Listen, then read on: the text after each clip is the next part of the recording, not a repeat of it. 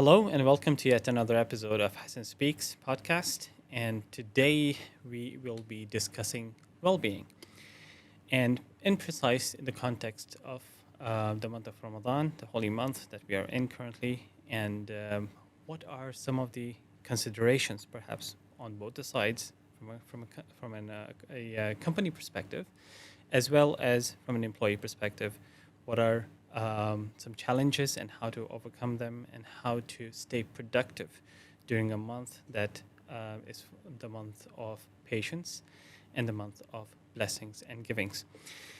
Today, we are honored to have Nada Al Ansari with us, a transformative figure in the space of psychology, in the space of coaching, and we will be discussing more on that with her. She has been a lawyer in the past, a solicitor in the city of London, and she hails also from the country of UAE, one of the talents of the Emirates as well. She's a certified coach and therapist. She brings a rich background from the UAE to her private practice in London, offering a unique perspective that empowers individuals to explore their identity and find their voice. Through her work and in London, she is the founder of Qdra Consulting, QDRA, and we will be discussing more about that particular firm and what it does in her leadership. She's dedicated to helping others through her initiatives in Qdra Consulting and unlock their full potential. She emphasizes more on the critical importance of mental well-being, and here we are to dive in further to the topic. Welcome, Nada. Thanks, Hassan. Happy to be here. Thank you for being on my show. It is really humbling to have you among the a lot of inshallah many more episodes to come. So Nada, you are currently involved directly into well-being. You have been a lawyer in the past. It's a journey. It's a 180-degree shift from a stressful environment to advocating for more a managed, let's say, livelihood. Right. Today we are more discussing in terms of the month of Ramadan, and we are past the mid of Ramadan today. But run us through some high-level challenges that you see, perhaps even you reside in London today. Yeah. What are some of the challenges perhaps you face over there, or you see people facing over there in the month of Ramadan? And then using that, we'll delve into a little bit further details as well. Yeah. But please. Sure.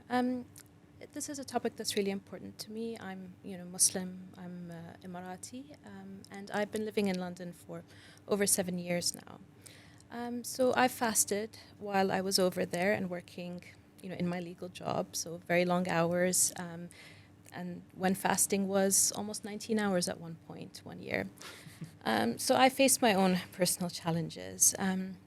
So that's why this topic's I'm quite passionate about this topic, because, it's really important to, for companies to help people feel included. Whether you have, a handful of Muslim employees, employees from other backgrounds, in order to kind of create a balanced and happy work environment, it's really important that everybody feels included. And so Ramadan is a challenging time. There are a lot of benefits to fasting, and, it's a wonderful, time for Muslims, but also it comes with its own challenges. So when you're not eating and not drinking for however many hours a day, it is going to affect the way you feel. But how does the practice of fasting then have an impact on that particular individual fasting? So one is the obvious effects that we see, perhaps the thirst, the hunger, and so forth, right? But let's talk about from a mental state perspective and from a psychological perspective. What kind of impact does that individual go through during a fasting period? Yeah, it's there's quite a few. What I've noticed from other people and from myself as well is that stress tolerance is decreased. You've probably heard of issues around road rage happening at this time, around iftar time especially. People lose their patience. It is the month of patience, but when we're not eating and drinking, it's a lot harder to stay on top of that. So we're more susceptible to stress, and if you already have pre-existing mental health conditions, like anxiety or depression, sometimes it can be worse with if you're not, keeping on top of it. So kind of it can exacerbate some conditions. So it's something that's really important to pay attention to, and not something that we talk a lot about. So I was really excited when you brought up this topic, because it's such an important part of the month of Ramadan. I think I've got the right person sitting with me today as well. So glad to have you in this episode today. So now, from a mental state perspective, we know there are challenges in terms of, say, being at your optimal, right? But then, similarly, while you need to be optimal and you don't have the energy to be, or the context is perhaps not so much conducive to that, but there's also on the other side, on the flip side of the coin, your responsibilities increase. There's some sense of community. You have more engagements, let's say, in the community. So how does the communal aspect of Ramadan contribute to individuals' sense of belonging, let's say, and mental health? And in the context of then those obligations, perhaps, in addition to the work obligations that come in, and the hours are short, which many people take it as a positive, perhaps, but then what you essentially have to do is do the same work that you were doing in 9 hours, now in 6 hours, or 8 to 6 or so. So run us through some of those aspects as well from the communal perspective, and then impact on the mental health. Yeah, and that's sometimes where the tension is, because it is such an important time for family. And for me, that was one thing I really noticed living abroad, especially when I was on my own, missing that community feeling, because it's a time of gathering, it's a time of family. And, if you're, women, often have to go home and, make sure that iftar is ready on time and things like that. So there's the kind of practical stuff. Although after COVID, a lot has changed. I think men are the ones preparing as well now. And men as well, after right? the lockdown, there are many chefs out there. Yes. So, whoever is preparing, whoever has the responsibility of preparing the meal, will have to kind of go home and, be back on time for that. And so you have those challenges. There's more prayers, the Taraweeh and other, obligations. Some people want to read the Quran more often, So it's a time of worship, and being with family and community means that there sometimes is a little is tension, because everything stays the same work-wise, but then you have reduced hours in some countries, so it does become a kind of a push and pull. So finding balance, I think, is really important to being well in Ramadan. And how would you say, so the key word here being balance, and I'm glad you used that, but now you have a cultural obligation, you have a professional obligation, but also in a spiritual obligation. These three spheres, so let's say if you form the Venn diagram, right? I mean, the midpoint will be the key. But how do you see spiritual obligations, perhaps, and the cultural obligations impacting mental health and the impact on professional well-being then? Yeah, and that's a really good question, because I think that's where the tension comes up sometimes, because you have these spiritual obligations and obligations that you want to fulfill, right? It's, in your interest to do those things. But then because of other responsibilities, you might not be able to fulfill those obligations. So there could be a ripple effect on the others. Yeah, and that can cause stress mentally, because you feel like you're not good enough, or you're not fulfilling your obligations, you're not reaching your goals. And so that can sometimes lead to, what I've seen, people maybe not breaking down, but having a really difficult time, being more stressed than usual. And then that has more of an impact, because, productivity starts decreasing. If we feel depressed or anxious, we're not going to be able to be productive as usual. Sometimes people end up breaking their fast because they can't handle, the kind of the level of stress. And so it becomes quite a difficult position to be in, juggling all of these things. So how do you suggest perhaps organizations can I wouldn't say deal with it. It's not a problem, but it is more about the context shifts in this particular month. How do you think organizations can better ready themselves for it, or better manage it in a way that is productive as well at the same time? What are some strategies they could use, or what are some elements that they could focus on in order to support the fasting employees?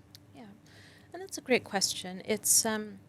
It is really difficult because obviously businesses, they care about the bottom line. They want the most productivity out of their, staff. But at the same time, it's really important to keep in mind that, staff that's happy and healthy will be able to be more productive, and in the end, the bottom line will be improved because of that. So there are quite a few things. So I think for me, the first thing that comes to mind is, being flexible.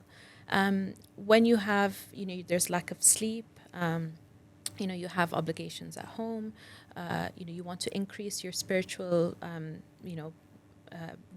worshipping and things like that. Time is a real factor. So not only following the local laws of, reduced hours and making sure people stick to that, but also,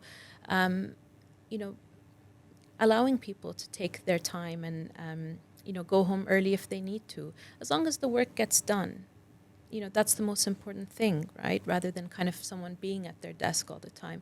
Think about, can they work from home on Fridays? How will that impact you? Is it something that's feasible? Sometimes, what I found was, I wanted to stop work and, break my fast, but then I would log on after and finish whatever work was left over. Some people, work better that way. So kind of thinking about what works, for each individual. And I want to stress as well, everybody's really different. That's also another challenge probably for employers, is that it's quite hard to kind of, because everyone's body is different, everyone reacts to fasting different, and they'll want different things. Some people don't like logging on afterwards and they want to get everything done beforehand. Some people like that kind of, having a break in between. What are some of your personal challenges in the month of Ramadan? How do you juggle between your work? Now you have a private practice, because it's a lot of times we understand when you own a business, or let's say when you're an entrepreneur, we understand, okay, you're the king of your own world. You call the shots. You can go to the work. You can go to work anytime you want, or not go at all for a particular day. But it doesn't work that way precisely, right? Because when you're an entrepreneur, you have more responsibilities on you. Because if you're not there, nothing is working there, right? Yeah. So let's say in your context now, with your private practice, how are you able to manage, and given that there are no shorter hours in London, but how are you able to manage the two in terms of your obligations through the month and your obligations also to your work? Yeah, and you're exactly right. It is a juggle because, time is money. When you run your own business, Absolutely, you have to be really conscious of that. So sometimes depending on, my client hours, if I'm working later in the evening, sometimes I'll ask clients if they can shift the timing of their appointments, if that's possible. But then, sometimes I just stick to it and I just break my fast before or after, depending on the timing when that happens. I take more breaks, I'm more productive in the morning, I've noticed. So I do the harder tasks at the start of the day, kind of like writing things and, things that will require a lot more concentration, I say, for the first part of the day. And then, the rest of the day, I can do other things. But yeah, it's just also paying attention to, to my body and what feels right. Being active is really important to me as well, because I notice when I'm sedentary, which is a temptation when you're fasting, don't really want to get up and walk around, but actually that doesn't help with mental health. It's been proven that physical activity can have a positive impact on well-being.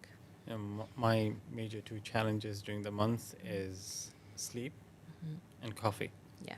And many a times I would wake up in the morning. I mean, the night is anyway broken, right? You wake up, you sleep, and prayers for suhoor and so forth.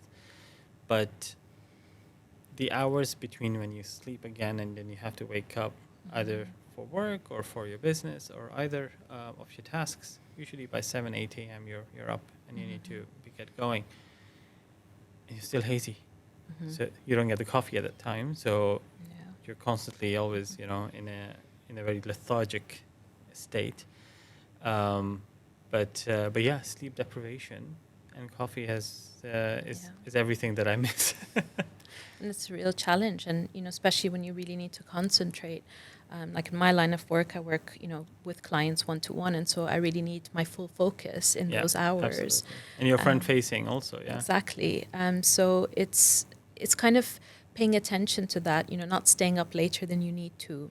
Sleeping early, staying hydrated during the hours that you can eat, and some things that can help are splashing cold water on your face if we're going to be really practical. Just before a meeting or something, as cold as you can get it, put it on your face. That will wake you up. I find breathing really helps. So I do some breath work. Mindfulness allows you to kind of rest without going to sleep. It's just taking a couple of minutes to breathe and pay attention to what's going on in your body, and that can help slow the nervous system, and that takes up less energy. But are you able to, these are some of the things that perhaps you need to be aware and consciously practice, correct? Yeah. I mean, a lot of times we get lost at work, either working or other obligations, that you don't really pay attention to how to manage perhaps your energy levels through the day.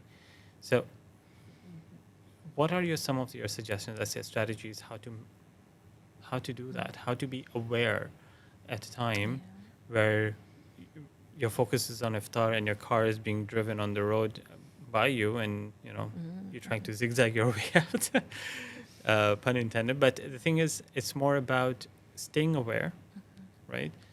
How could you encourage someone to always be a little bit conscious or more considerate, not only towards others, but towards oneself? And some of my clients will probably get really annoyed with me because I keep repeating this, that we have to be really conscious and self-aware, and that's part of what I do in my work, is to help raise people's self-awareness. Because I'll be honest, I was in therapy myself, and that's what kind of inspired me to take this path. And I realized how much I ignored myself. I didn't pay attention when I would be hungry. Suddenly I'd be starving, because I wasn't aware of my hunger cues, tiredness, things like that, thirst. So it is difficult. It's like going to the gym, when you start with a personal trainer or you start, working out, you're not going to be able to lift, heavy weights. It takes practice. And it's the same with... It's a gradual process. That's right. And it's the same with mindfulness and self-awareness. It's... sometimes putting a reminder, in your calendar, so it pops up and says, okay, 5 minutes, take a break, stand up. Having those alerts to remind you to just stand up as well. I find that to be helpful, actually paying attention to them and not ignoring them. But kind of making a conscious effort to notice. And I like what you said about, being aware of yourself and aware of others, because once you're more aware of yourself, you also become more aware of others. And that's one of my favorite phrases to use is, you can't pour from an empty cup. You need to take care of yourself to help others. Yeah. And the same, put your mask on first before you help others. You have to take care of yourself before you can. Good point, yeah. Especially if you have family, if you have friends or people that rely on you, you need to look after yourself too. Absolutely. I mean, you're right. I mean, if you don't have it, it's like I used to say in my context of business back in the days was like, when it comes to customer service, for example, and you expect your front-facing staff to always smile towards the customer, but if they're not happy with their jobs, they don't have a smile to give, right? That's very true. And hence it will be projected or reflected upon them, and then it will be noticed by the customers that the employees are not really at their best of state. So no, very nice. I like the analogy you gave about you can't pour from an empty cup. This is wonderful. You've been in the space of well-being, coaching, and therapy and so forth for a while. Would you be Could you share an example, perhaps, of an ex-person that you witnessed or assisted to go through a transformational change, and what came out of that? Yeah, sure. So I'll give an example, but the details have been changed, obviously, to protect Absolutely. confidentiality and privacy.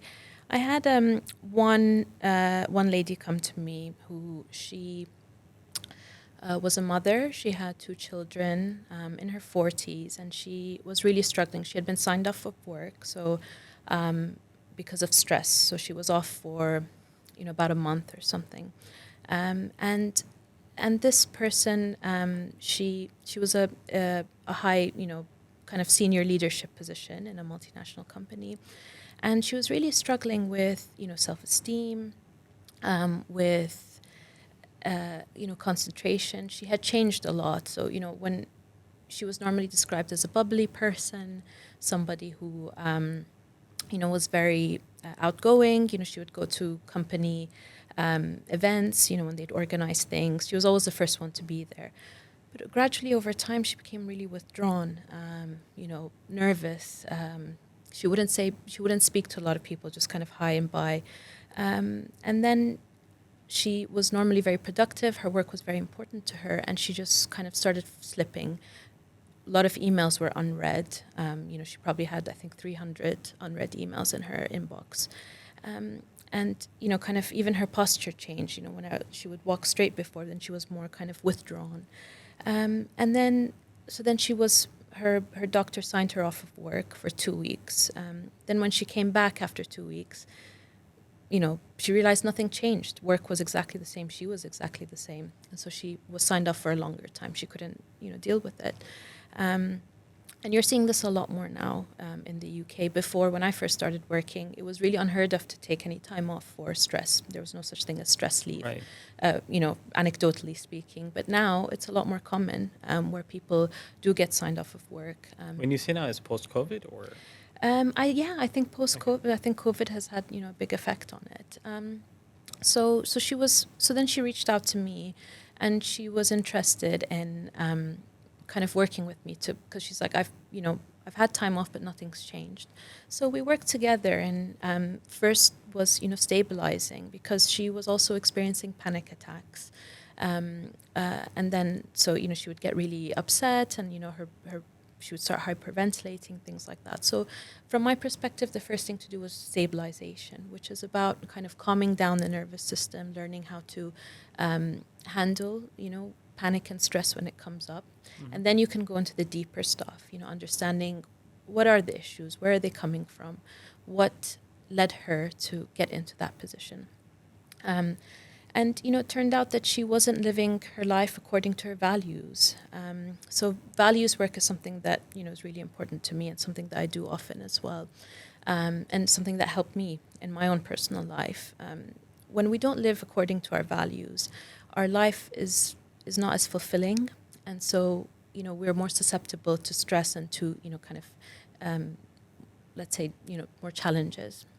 So things that she found were important to her was community, family, and creativity.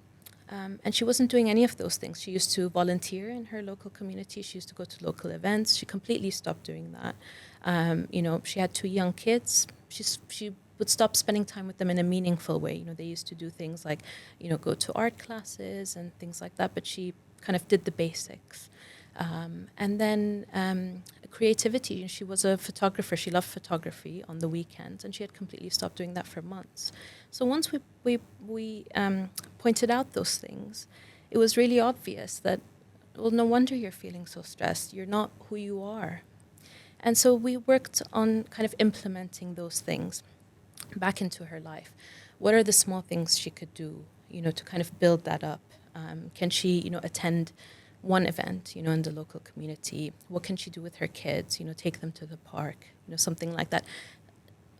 What I emphasize a lot is kind of taking small steps, because if we decide, okay, I'm going to go on a 6-week photography course, you're just going to get overwhelmed. You're not going to find the time, and it's not really going to help. It's about kind of doing the small things. Okay, if I'm out for lunch, can I spend time and just take 5 minutes to compose like a picture, indulging in that value.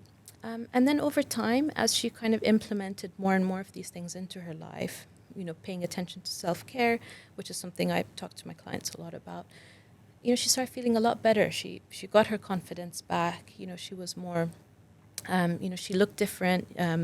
Even in our sessions, she would stand up straighter.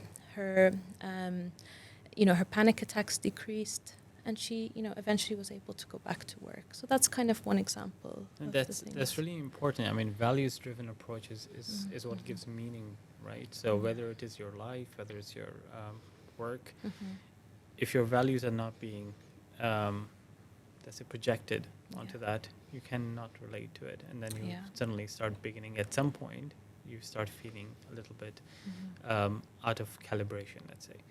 Right. So now this is in the context of wonderful story and wonderful example, but this is in the context of this person, and it had nothing to do with fasting, right? And yet the challenges that she went through is pretty intense in terms of it's affecting personal life, professional life. The entire, your livelihood is shaken, right? Now looking at these challenges and putting it into someone who may be fasting, right? And within the month of Ramadan, who's currently going through challenges. And just like perhaps she overlooked these three elements that you mentioned, creativity, family, and community. There are elements also, people who are fasting, especially because they're fasting, they're in their minds also, a lot of times your mind is hazy and you're not too self-aware, or consciousness levels are not at the optimal. What are some of the things that perhaps we as fasting individuals tend to overlook in our journey of fasting, and those things that are important for our well-being? So in our daily lives, for example. Yeah, and that's, I think, I'm speaking from, and I say some of these things from a personal context, and that I've experienced it as well, is that sometimes we lose sight of why we're doing it in the first place. We take it, Siyam, it's a pillar of Islam, I have to do it. But why are you doing it? What is the point of it? And for me, that's what I find really interesting and really helpful to remember. It's the same as like living life to your values, because if you live life according to your values, it's a lot easier to motivate yourself, because you're like, I'm doing this because X, Y, and Z is important to me. So if you think about, why is fasting important? Why are you doing it personally? What do you gain out of it? That will help guide you in, keeping balance, and to reminding you about why it's important. So, so things like, having that sleep deprivation and, lack of caffeine, remembering that, why I'm doing this for a reason, and it's important to me. So actually that helps increase patience, that helps bring balance into your life. So maybe you won't lose your temper in traffic, thinking about your loved ones, spending time with them. I think one thing that I'm guilty of, myself, is kind of screen time. If you're sitting and mindlessly scrolling, in between prayers, or, after iftar, whatever it is, notice that, is there anything else you can do in that time? Even if it's just talking to somebody in your family, if it's profound. Reconnecting with someone. It's very profound, yeah. Just pay attention and we to take that for granted. I mean, I look at, we all have in our phones, these statistics, what is your screen time per day? And you're spending like 6 hours and 7 hours on screen, and many of us even far more than that. But that's a lot of hours. It is. To the screen. There's so much you could do instead. Absolutely. Right? And I have in the past, I believe it was pre-COVID, is that I did an experiment on myself. So I disconnected from social media, and I disconnected the data on my phone and everything, so I don't use the screen. And I gave myself a few weeks, I think a month or a few weeks. And that's when I found out how much time I had in my hand, and I picked up new hobbies. Those hobbies till today are with me. And one of them is also, for example, reading, right? Because I saw myself having that time to read, and I saw myself being able to do that. Because a lot of times we aspire, we'll be like, oh, I don't have time, I can't do this, there's not enough time at hand. But it surprises us, how we can actually manage our time in a much more effective and efficient way. So 5 hours, 6 hours on screen time, let's say, even if you're averaging that, imagine what you can do with that. Exactly. Right. Now, what kind of, let's say, for a lot of perhaps is coming also from your personal experience, and when I say personal, I also mean your work practice, right? Because that's what you do. What are some of the advices perhaps you would give to someone fasting in order to optimize his energy levels, in order to stay productive during the day, just to help his entire holistic state of well-being, which may be counterintuitive, all right? Your advice may be counterintuitive, but effective. Yeah, I think, aside from the basic things, which is, eating well, there's always a temptation of having fried food and sweet things. I know I'm like that myself in Ramadan. It just hits the spot. But kind of being aware of that, eating, nutritionally well, kind of things that will keep you full, things that are, nourishing for you, keeping hydrated, and sleeping. Obviously, our sleep will be disrupted, but, sleeping when you can. Do you have to stay up and watch that episode? Could you go to sleep a little bit earlier? You have a lot of pulls here and there. Yeah. So those are kind of the basic things. But then in the day, pacing yourself, I think that's really important. And resting where you can. I think, I speak for myself, but you might relate to this too. When you get to your desk, kind of stay there a lot of the time, and just standing up, walking around, instead of kind of picking up the phone or emailing somebody, go and speak to them, have that face-to-face I love time. that advice. You literally be 10 steps away, but you're going to email. Yeah. I don't understand.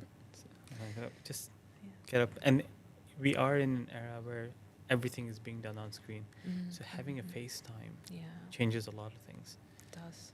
But you're absolutely right. I mean, this is something that we take for granted, and it has a profound and deep impact on our well-being as well. Because at the end of the day, we are social beings, right? We are emotional beings. That kind of FaceTime, that kind of interaction is needed. That's what makes us humans. Looking at now, so wonderful insights over here coming out of of course, from your practice experiences and how you perhaps also manage a lot of these challenges alongside with your clients. Talking about now from an employer side of things, right? We do know many of us today have health challenges, right? From an employee perspective. What are some of the considerations perhaps employers could take into account? Because during fasting, these health conditions could amplify, right? And could have an impact because you're not taking your medications on time, or it could be other chronic challenges that you have from a health perspective. So what are some of the considerations perhaps that can be not going an extra mile to make sure that the employees are in their best state of well-being to derive productivity out of them as well? So what can employers do? Is that your question? Yeah. So I think the bottom line for me is communication, because there's obviously a limit to what employers can do and what employees can do. So, kind of taking the time to understand what each person in your team, what their challenges are. Because some people are really productive in the morning. Some people are not, kind of understanding, okay, how do you find Ramadan? What is it like for you? And just spending that face-to-face time with somebody can make such a big difference. I think that's the best place to start. Apart from flexibility, it's that, taking an interest in people, being aware that people will be kind of away from their desks. They will need to, stand up to, whether it be going for prayers or whatever it might be, that they need their breaks. One thing that I've always, being a part of a team or an employee myself, I really appreciated when, I just remember one person one of my managers coming up to me and saying, "Oh, isn't it time, for you to eat now? What are you still doing here?" Just kind of paying attention, and telling people they can go home, because some people will just work. But when you have that, it's very important to lead by example, and that's what people will appreciate. When culture has to come from the top down, and that kind of leadership can really instill confidence in a person. It can create a sense of belonging, that actually my manager does care about me. They are paying attention. Noticing if somebody's just been stuck at their desk all day. You need to walk. You need to get around. And sometimes just for the mere reason of just clearing the fog in your head. Exactly, right? That's it. Because that's the thing. I think that's the counterintuitive part. We think that, okay, I have a deadline at 4 p.m. I have to meet it, so I need to just sit and work from like 10. But actually, there's a limit to how productive you can be without taking a break, resting, allowing your brain to absorb the information. Changing scenery. That all has an impact. So we might think that I'll get this done faster if I just sit at my desk and do it. But actually what you might find is that if you take a break, you'll be able to think better and produce better work. No, that's wonderful. But there's a soft pressure. So I like this side that you brought from a communication angle. So there needs to be a more close-knitted communication, more FaceTime. Flexibility is one thing, right? Now, looking at from a holistic perspective, we still have challenges when you talk about deadlines, for example. How important, whether or not, right? This is perhaps this is where I need your view is. Do we need to change expectations with each other, like the employers from their employees and the employees from their employers? Do the expectations need to be recalibrated during this time? And yeah, I think a lot of people may not agree with me, but I think yes, they do. I think a lot of the, psychological tension that comes with it is expecting to be the same as you always are. The reality is you're not. So something has to give somewhere. So that doesn't always translate well, and people are not receptive to that. But maybe the sooner that we can accept that, actually, the better it is for everybody.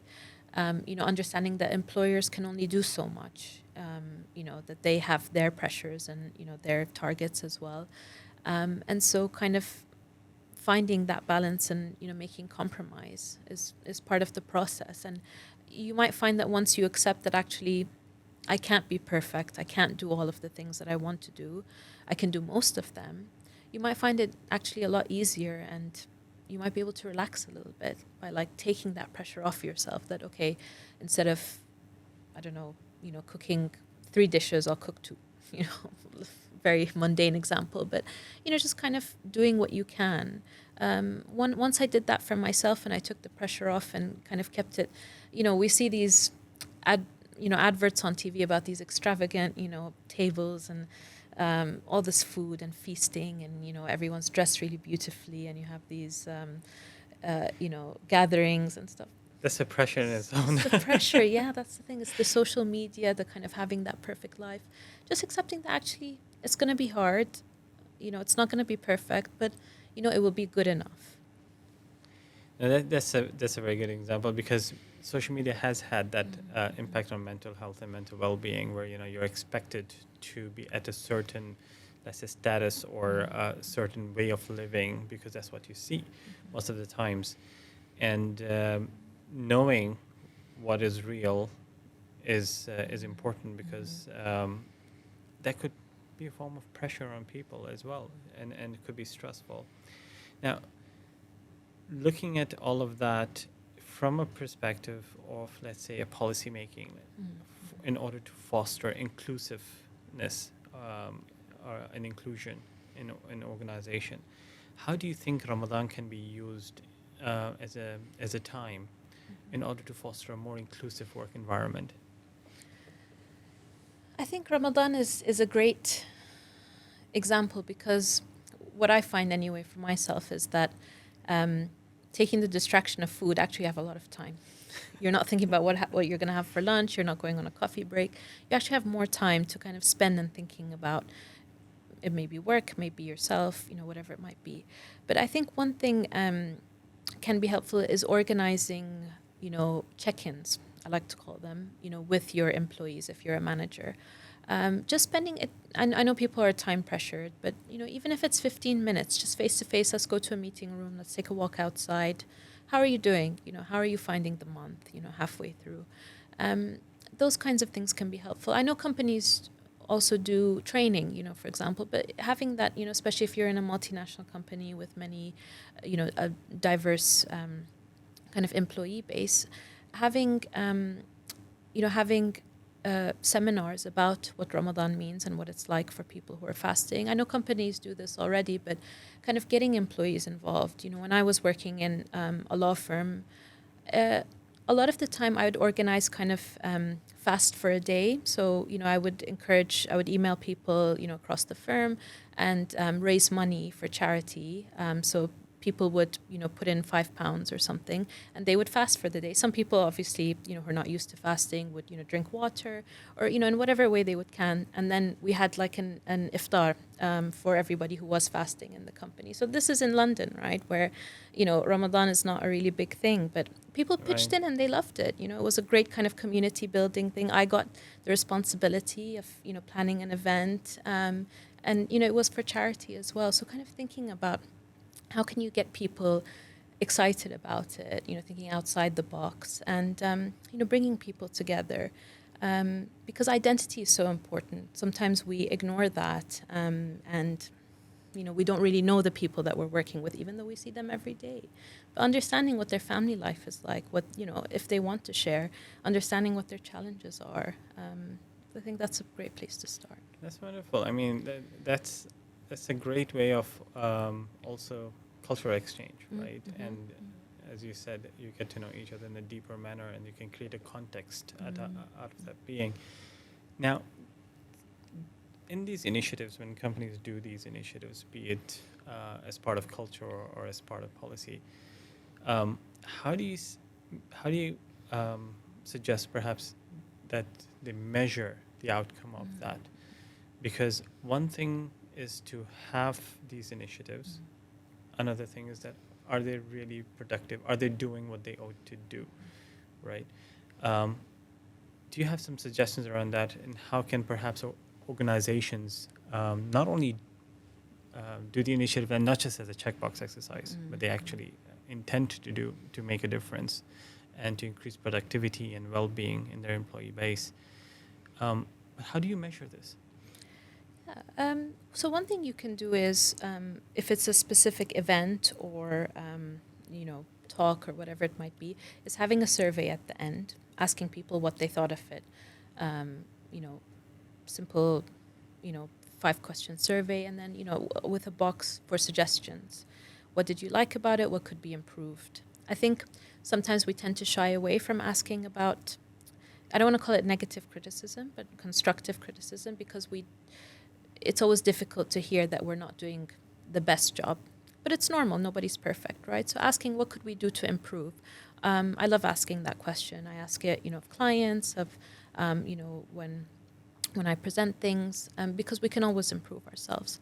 And another thing that I've seen some companies do is to do an annual well-being survey. So asking questions like, how do you feel about your team? How do you feel about your company? Have you experienced stress in the last, 6 months or something? And there are a lot of detailed questions that you can ask about that, and that will give you a gauge of, where, and it's important to do it regularly, because understanding where people are, implementing measures, and then seeing the effect of those measures. But it is a difficult one because it's not tangible, right? It's not numbers. Correct. It's a lot subjective. I mean, yes. There won't be a quantified methodology to it, but you could get the yellows, the greens, and the reds at least out of it. Now, wherever there are initiatives and wherever there's a receiving end of those initiatives, there are also challenges in making that happen.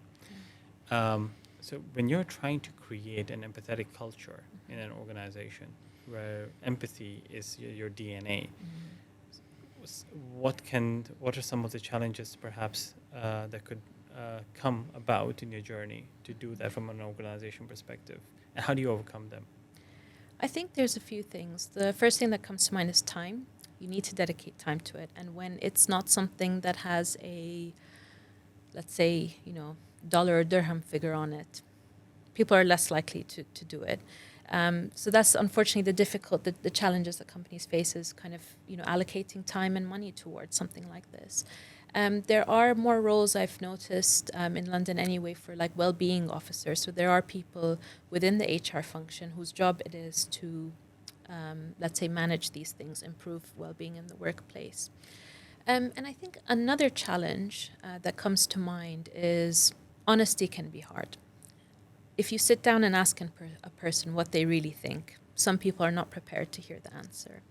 So fostering honesty within the workplace, and it is really challenging. I've had to go through my journey in order to become a therapist, is to be able to hear honest opinions. And we struggle, and I think there's a cultural element as well, because constructive criticism, negative feedback, people tend to react with anger, or they tend to become defensive. And this is a block for improvement, for innovation, for productivity.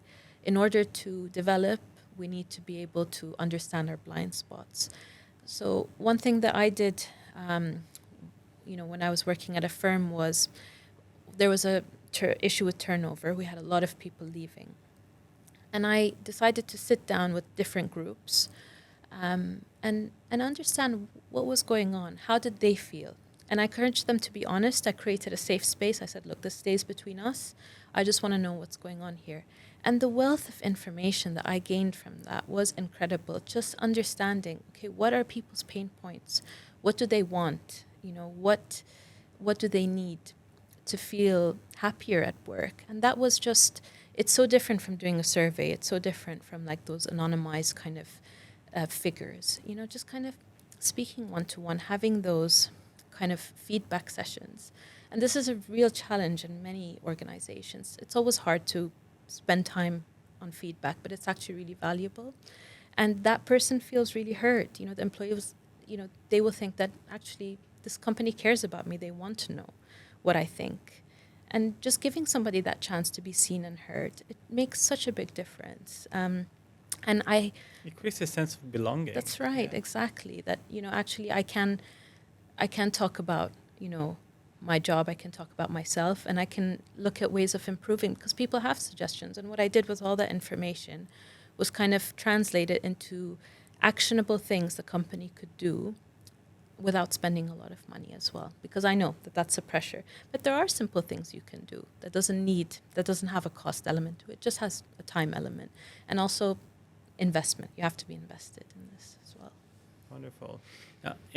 I did hear you mentioned in terms of challenges to make things happen. Now, it can be closely related to organizations looking to be more resilient against the challenges as well, right? From an economic perspective, or you're looking from an internal well-being culture perspective. So, as organizations are trying to become more and more resilient, especially post-COVID, right? How would you relate the culture of empathy to organization resilience in the long term? When you think about resilience, it's about longevity, it's about staff retention, it's about legacy. So when you think about those things, employees are the key here, because for a company to make any output, to do anything really, it relies on its workforce. So thinking about that is, it's about making sure that they are included and that they feel like they belong. So the more that you're able to retain staff, the stronger the culture you create. And that's a key to resilience. It's creating a positive culture that equals longevity, resilience, limits turnover. So that's a place to start. So you'd say that there's a correlation between resilience and empathetic culture in the organization? I think so.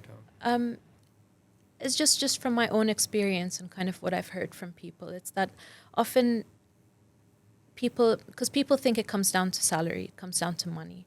But often if you speak to people and you understand why they've left, there's a lot more to it than that. It's usually, cultural related, management related.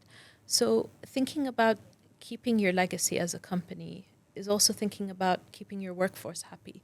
And by being empathetic, you're it's not about money, it's not about investment in that sense, kind of monetarily, because empathy is just the kind of the feeling that you can share with another person, and that goes a really long way. And that's part of my mission, is to help organizations realize that actually you don't have to spend loads of money on a fancy retreat or something, or a big iftar or whatever it might be. Just having a little bit of warmth and empathy can go a long way and help people feel included. I came across this case study where a financial institution out of, I believe it was a European financial institution, where they set up a petty cash as emergency fund for the employees whenever they need it. So sometimes, let's say you have certain payments coming or certain financial stress situation, you could actually dig into that petty cash, use it, and then refill it back the next month. And only that initiative had an impact on productivity, more double-digit growth productivity, just by having that initiative. And the usage of that initiative, how many people utilized it, was pretty marginal. But knowing that I have a cushion, something goes wrong, or I need an immediate, let's say, I have an expense coming that I can't cover this month and I need some help, and I've got that help, right? It had a profound impact on the productivity of the people, and it was mesmerizing. And you're absolutely right, it's just a psychological stress, that takes up a lot of space. One less burden, right? Absolutely, which then impacts your productivity levels. Now, looking at, let's say, in what ways perhaps can the lessons learned be applied and accommodated into a culture of the organization, especially in the context of Ramadan? So now, let's say we do know what challenges exist, we do know how to overcome them, and how do you suggest organizations maneuver or navigate this? I think, as I said before, I do believe that, you work a lot with individuals, you work with companies helping their employees perhaps get back on feet. So you would have some insights in terms of what organization initiatives are going on currently, and what's working, what's not working. Yeah. So, as I said to start off with before, is that it's a top-down approach. The more that management can reflect the values that it's seeking in its employees, the easier it will be to implement that change. So kind of, I was at an event recently when, a senior manager was talking about his experience of therapy. Just him speaking about that creates an example that actually, if this person has been to therapy and has said it, that reduces the stigma. How wonderful is that? That, okay, if my boss can do that, I can do that too. I can look after myself. In the UK, a lot of companies have what's called an employee assistance program, where they get free therapy through that. There's a helpline that people can call. Some private healthcare plans cover therapy. So, and there are things like, something that I do are mindfulness workshops. So it can be 45 minutes or an hour, where you focus on your breathing. That kind of creates some space for people to calm down, reflect on themselves, practice breathing. And that kind of goes to show that, okay, the company cares about it. Some people do yoga. They do desk yoga, where they come and, a practitioner comes and does I've easy poses, it, yeah. So it's things like that where some people might say it's a bit trivial, but, I think those kind of things, I used to love it when I had it at, my workplace, when these things came around, I'd always try and attend, those kind of things. Volunteering is a great one. That's a great one to kind of take people out of work, show them that you care about them in the sense that, you want to give them opportunities. It creates bonding, team building, and you're doing something for the greater good. It brings people together, and having people from senior management getting stuck in as well, that's a great example for people. Uh, that's a great example, absolutely. Now, from your experience, right, working with either organizations and employees or other individuals also in the circle, what would you say some of the psychological benefits are there for an organization which supports its employees' well-being? So for who? So are we talking about the On both employees ends, on both because ends? what an employee is looking towards from a benefit perspective is completely different organizations Yeah. looking, right? But there is a bit for both Mhm. in this. So, I mean, one thing, the obvious things for an employer is turnover. You fix your issue about losing people. Your people are more likely to stay. So that's a reduction in recruitment fees, in training fees. Because if you think about the amount of time and effort that's put into each hire, I mean, it's a lot. You don't want to lose people that you've spent all this time and money kind of training and hiring. It's less stress for senior management to think about, okay, how do we replace this person, that person? You're less likely to lose knowledge. Um, And you also you reduce your downtime. mhm, It's just like, for an airline company, when an aircraft is not flying, mhm, it's not generating anything. So imagine if you consider your employees, like each of them is a plane, and if the plane is down or not in action or not in service, then you have a downtime. You have Yeah, an arm cut. exactly. And that just, in the end, it does affect productivity and performance. If you want people performing at their best, creating that environment for them. So is from an key. employee perspective, an employee knows that Mhm. my organization is taking care of me, Mhm, or mhm. or has my well-being as a priority, right? What kind of psychological impact does this employee have? I think people work harder. When I started retraining and studying psychotherapy, I was still working at the time, and I had classes in the afternoons, and I was really stuck because I didn't want to leave my job, but I still wanted to pursue this, and so I decided to speak to my manager and say that, can I have um, Tuesday evenings off? And he said yeah. And then when he agreed to that, I was so re-energized. I was like, wow, they're willing to give me half a day off in the week for me to pursue my personal studies. And I was really excited, and I worked harder, and I actually tried to implement some of the things I was learning into the workplace. It changed my whole relationship to my job. Whereas before it was kind of a means to an end. I was like, actually, I can't wait to get to work because they care about me and what I can bring to the workplace. So just simple Correct. things like that, it goes a really long way with people, and it creates that less stress. People become more invested. They care about their jobs, about their team. And like you said in that case study example, with kind of providing the petty cash, it removes a burden, kind of it eases the mind. And so then there's more space to be productive, to be, um, a great team member, team player. We all love all this, right? Be it organization when they do understand, okay, the productivity angle to it, the value angle to it, and from an employee perspective, and all of us do not want this to be something temporary, Mhm. right? Mhm. It is something that should be a going concern, a sustainable solution. How do you propose that this could be converted just from, let's say, a particular instant perspective or context? Like, let's say we're talking in the context of Ramadan. These are just 29 or 30 days in a year.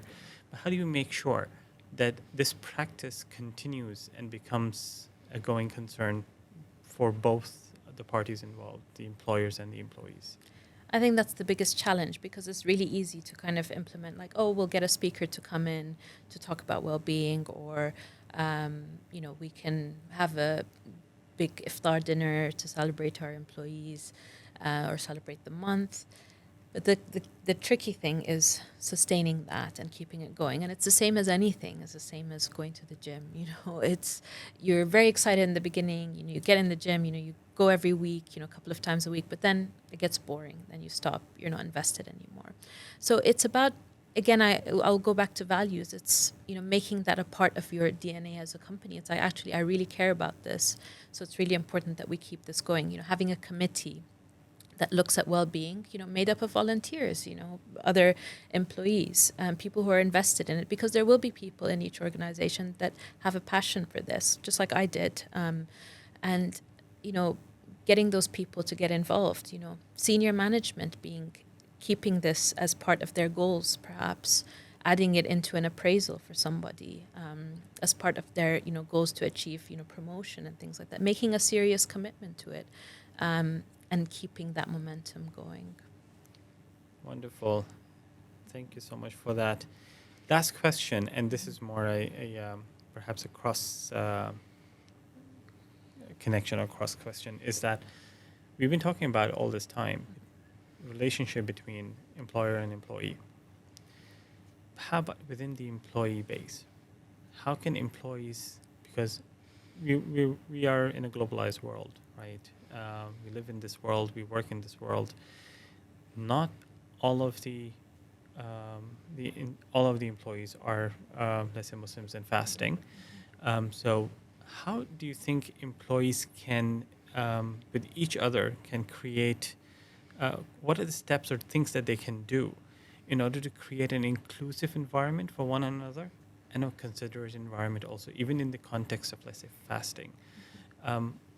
What can employees do to create that? Because leaving everything to the organization is also not a solution, right? Everything has to be by policy or has to be trickled down. Yes, a culture needs to exist, and there needs to be an effort made to create that culture.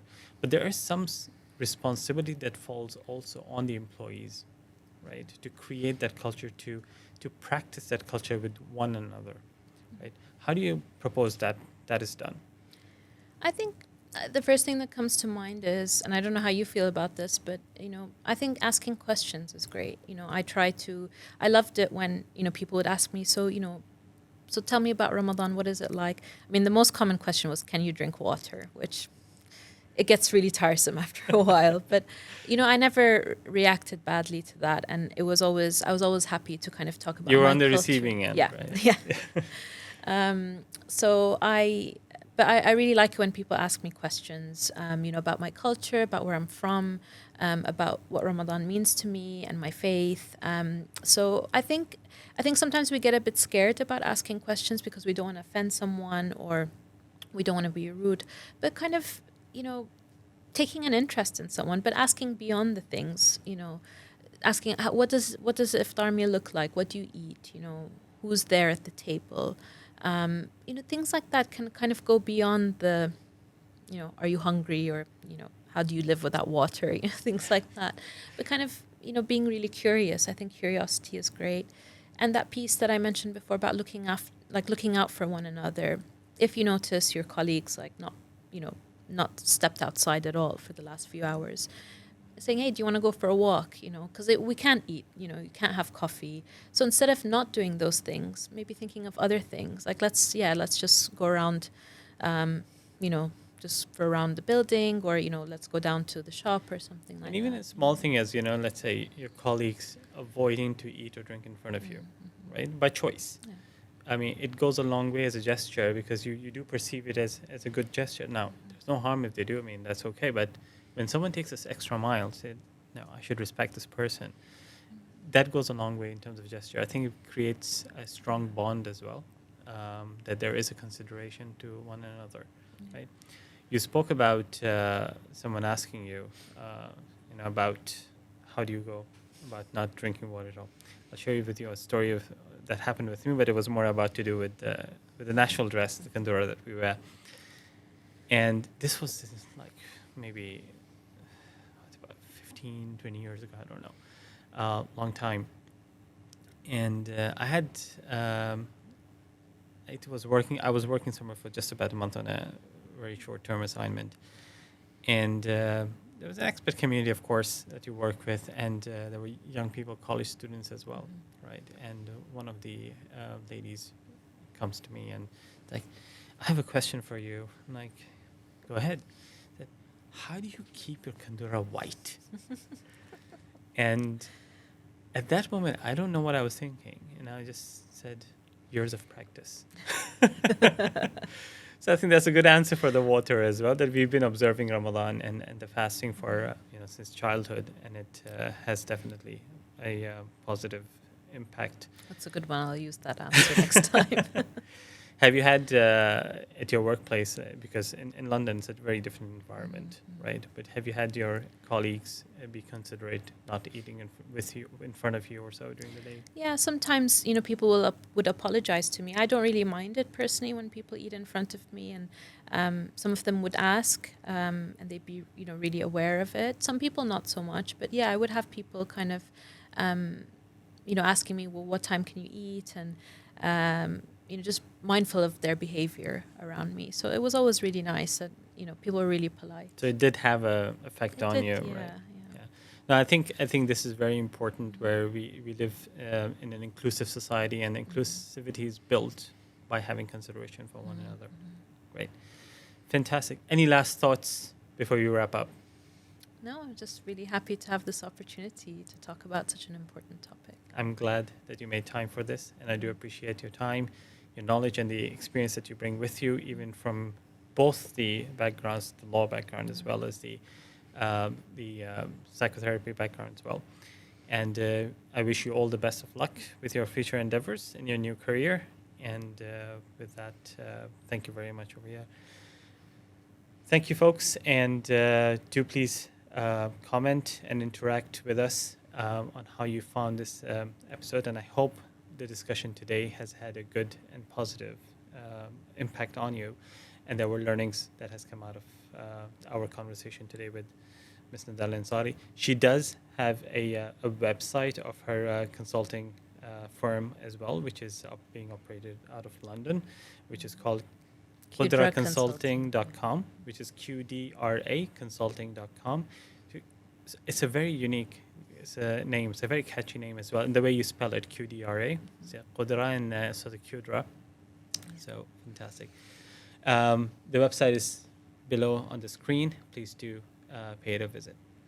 Thank you very much. And you all have a wonderful day ahead.